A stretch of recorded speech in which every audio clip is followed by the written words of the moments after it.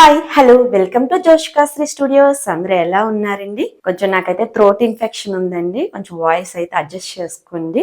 So మన life లో చాలా విషయాలు ఫేస్ చేస్తూ ఉంటాం, చాలా సమస్యలు ఫేస్ చేస్తూ ఉంటాం, ఆనందాలు ఫేస్ చేస్తాము, విమర్శలతో కూడిన మాటలు కూడా మనకు ఎదురవుతూ ఉంటాయి. సో మన సమాజంలో మనల్ని ఎవరైనా ప్రశంసిస్తే, ఎవరైనా పొగిడితే మనం అయితే చాలా ఆనందపడిపోతూ ఉంటాం.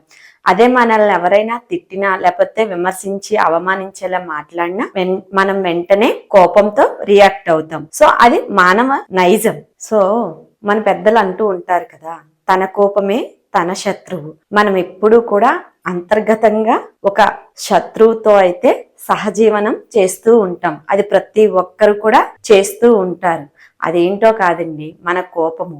బయట నుండి ఉన్న శత్రువు నుంచన్నా ఒక కొద్ది సమయాన్ని మనం తప్పించుకోవచ్చేమో, కానీ మన అంతర్గతంగా ఉన్న ఈ కోపము అనే శత్రువుతో అయితే ఒక్క నిమిషము కూడా మనం తప్పించుకోలేము. ఎప్పుడు మనల్ని సమస్యల్లో నెట్టాలా అని మన లోపల ఉన్న ఆ కోపము అనే శత్రువు నిరంతరం ఎదురు చూస్తూ ఉంటుంది. వినటానికి వింతగా ఉన్నా ఇది మాత్రం నిజము. సో మనలో ఉన్న కోపము మనకి శత్రువు అయితే మనకి మిత్రులు ఎవరు?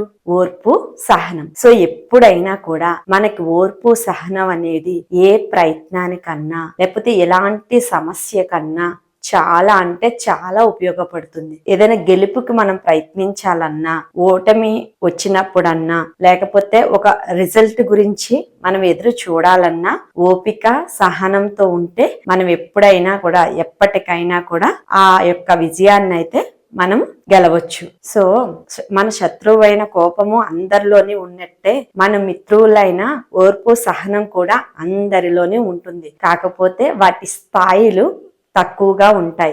అందుకే కొద్ది మందికి మాట్లాడితేనే కోపం వస్తుంది. చిన్న చిన్న విషయాలకే చాలా కోపంగా రియాక్ట్ అయ్యి ఆవేశపడిపోయి అనవసరమైన సమస్యల్ని కొని తెచ్చుకుంటూ ఉంటారు. సో వాళ్ళకి ఉన్న ఓర్పు, సహనాన్ని యొక్క స్థాయిల్ని పెంచుకుంటే, వాళ్ళ మిత్రులైన ఓర్పు, సహనం స్థాయిని పెంచుకుంటే వాళ్ళైతే చాలా సమస్యల నుంచి వాళ్ళు తప్పించుకున్న వాళ్ళు అవుతారు. మన గురించి, మన మాటల గురించి వ్యతిరేకంగా మాట్లాడే వాళ్ళ మాటల్ని మౌనంగానే వినండి. ఎందుకంటే కాలమే వారికి సమాధానం చెప్తుంది. ఓపిక, సహనం అనేవి బలహీనమైనవి కాదు, అవి అంతర్గత శక్తులు.